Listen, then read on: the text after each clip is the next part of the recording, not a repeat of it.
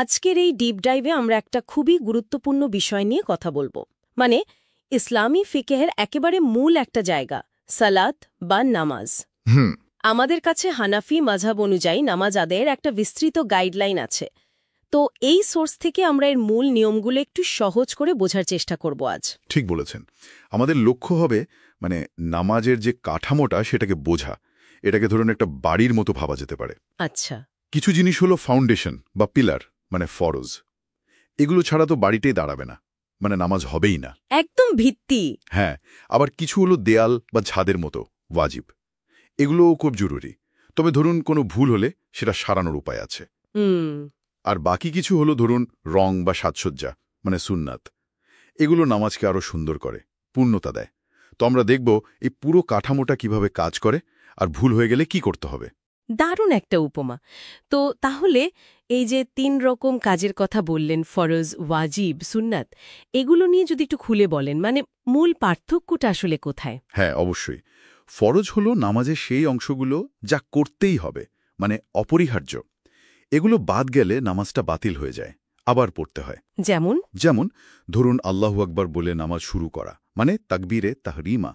তারপর সোজা হয়ে দাঁড়ানো, কিয়াম, রুকু করা, সিজদা করা, আর একদম শেষে বসা, শেষ বৈঠক। এগুলোর একটাও যদি বাদ পড়ে, ইচ্ছে করে হোক বা ভুলেই হোক, নামাজটা আসলে আদায় হবে না। আচ্ছা, এগুলো হলো একদম নন নেগোশিয়েবল, করতেই হবে। হ্যাঁ। আর ওয়াজিবগুলো? ওয়াজিব কাজগুলোও কিন্তু খুব জরুরি, অত্যাবশ্যক। তবে এখানে একটা সুবিধার জায়গা আছে। যদি কেউ অনিচ্ছাকৃতভাবে ভুলে কোনো ওয়াজিব ছেড়ে দেয়, তাহলে সিজদায়ে সাহু বা ভুলের সিজদা দিয়ে নামাজটা শুদ্ধ করে নেওয়া যায়। ও আচ্ছা। যেমন প্রতি রাকাতে সূরা ফাতিহা পড়াটা ওয়াজিব। আবার ধরুন রুকু আর সিজদায় একদম স্থির থাকা, নড়াচড়া না করা। হ্যাঁ, এটা তো খুব জরুরি। ঠিক। রুকু থেকে সোজা হয়ে দাঁড়ানো বা 2 সিজদার মাঝে একদম সোজা হয়ে বসা, এই যে স্থির থাকা, একে বলে তাদিল আরকান। এটাও কিন্তু ওয়াজিব। তাদিল আরকান, আচ্ছা। হ্যাঁ। আর 3 বা 4 রাকাতের নামাজে দ্বিতীয় রাকাতে যে বসা হয়, কাদায় উলা, সেটাও ওয়াজিব। এগুলো ভুলে বাদ পড়লে সিজদায় সাহু দিতে হবে। বুঝলাম। তার ওয়াজিব ভুল হলে সংশোধনের সুযোগ থাকছে। আর সুন্নতগুলো, সেগুলো তাহলে কি ভূমিকা রাখে? সুন্নত কাজগুলো আসলে নামাজকে পূর্ণতা দেয়, এর সৌন্দর্য বাড়ায়। আর সবচেয়ে বড় কথা, এগুলো রাসূলুল্লাহ সাল্লাল্লাহু আলাইহি ওয়াসাল্লাম যেভাবে নামাজ পড়তেন সেটার অনুসরণ। ঠিক। যেমন শুরুতে সানা পড়া, বা ধরুন হানাফি মাযহাবে পুরুষদের নাভির নিচে হাত বাঁধা, রুকু বা সিজদায় নির্দিষ্ট তসবিহ পড়া, এগুলো সুন্নাত। এগুলো না করলে কি নামাজ হবে না? নামাজ হয়ে যাবে, কিন্তু সোয়াব হয়তো কিছুটা কমবে, বা নামাজের যে পূর্ণাঙ্গ সৌন্দর্য সেটা হয়তো পাওয়া যাবে না। এর বাইরেও কিছু কাজ আছে মুস্তাহাব, করলে ভালো, সোয়াব আছে কিন্তু জরুরি নয়। যেমন দাঁড়ানো অবস্থায় সিজদার জায়গায় দৃষ্টি রাখা। বেশ পরিষ্কার হলো বিষয়টা। ফরজ, ওয়াজিব, সুন্নাত। এবার একটু প্র্যাকটিক্যাল দিকে যাই। হ্যাঁ, ধরুন 2 রাকাত নামাজ কেউ শুরু করছে। একদম শুরু থেকে যদি এই কাঠামোর আলোকে দেখি, কি হচ্ছে? খুব ভালো প্রশ্ন। আচ্ছা, দেখুন, প্রথমে তো মনে মনে নিয়ত করতে হবে। তারপর আল্লাহু আকবার বলে নামাজ শুরু করতে হবে। এটা হলো তাকবীরে তাহরিমা, এটা ফরজ। ফরজ। এরপর সানা পড়া, এটা সুন্নাত। তারপর আউযুবিল্লাহ বিসমিল্লাহ পড়ে সূরা ফাতিহা পড়া, এটা ওয়াজিব।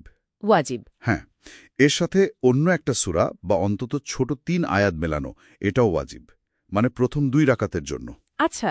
এরপর আল্লাহু আকবার বলে রুকুতে যাওয়া।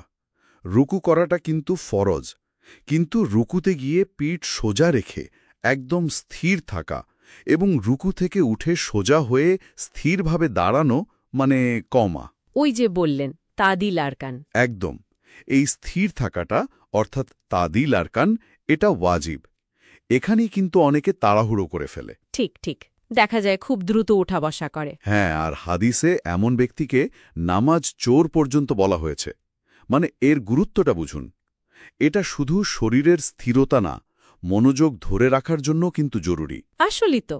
এরপর 2টি সিজদা করা, এটাও ফরজ, কিন্তু 2 সিজদার মাঝে সোজা হয়ে স্থিরভাবে বসা, জলসা, এটা আবার ওয়াজিব। আচ্ছা, তাহলে এই স্থির থাকার বিষয়টা, তাদিল আরকান, যদিও ওয়াজিব, কিন্তু গুরুত্বটা অনেক বেশি। অনেক বেশি।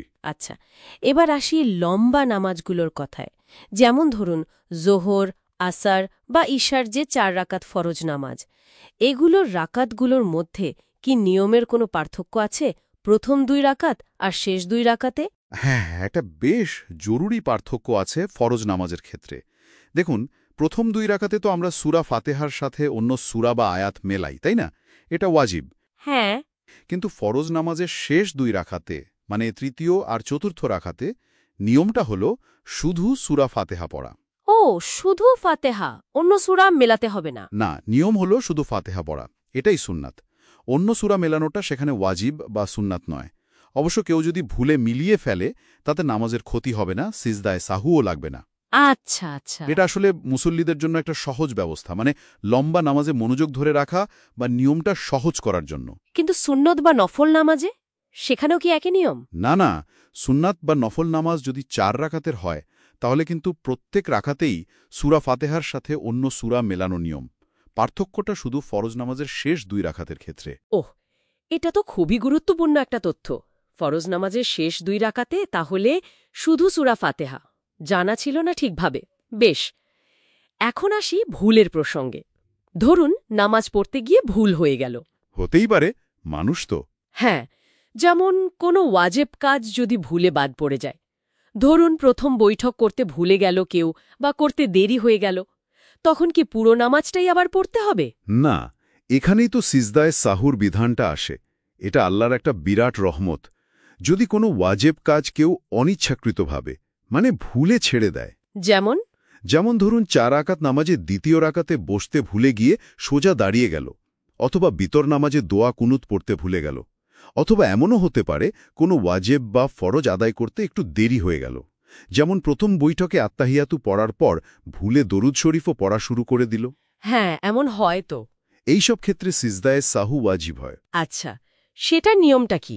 নিয়মটা হলো একদম শেষ বৈঠকে, মানে যখন আত্তাহিয়াতু, দরুদ, দোয়া মাসুরা সব পড়া শেষ হয়, তখন শুধু ডান দিকে সালাম ফেরাতে হবে। শুধু ডান দিকে? হ্যাঁ, শুধু ডান দিকে।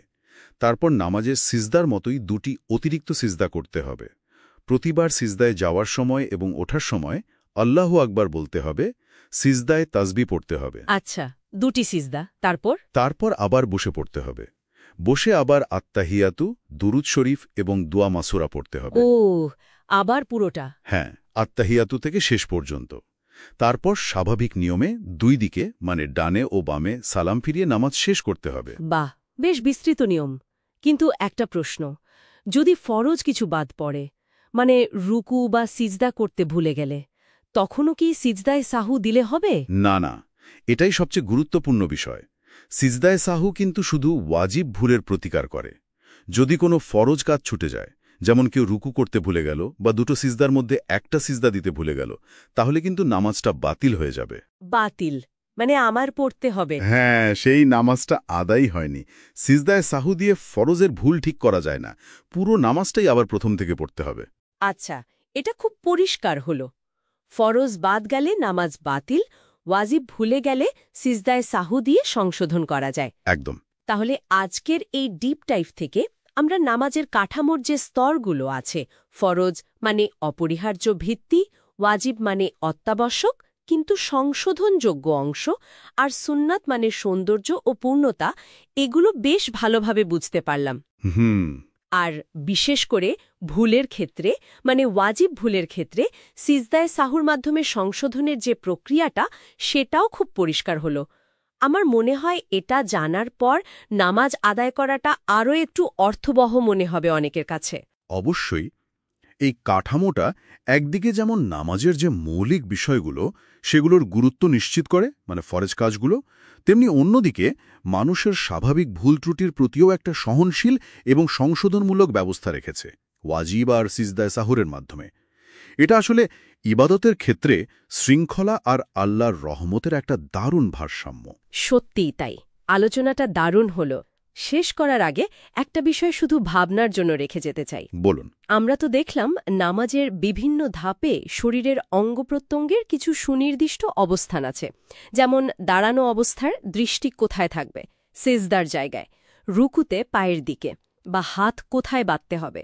এগুলোকে আমরা সুন্নাত বা মুস্তাহাব বলছি। হ্যাঁ, এই যে শারীরিক অঙ্গভঙ্গি আর দৃষ্টি নিবদ্ধ রাখার এত খুঁটিনাটি নিয়ম, এর পেছনে কি মনোযোগ বাড়ানো বা আল্লাহর প্রতি নিবিষ্টতা তৈরি করার ক্ষেত্রে আরও কোনো গভীর আধ্যাত্মিক বা মনস্তাত্ত্বিক তাৎপর্য থাকতে পারে?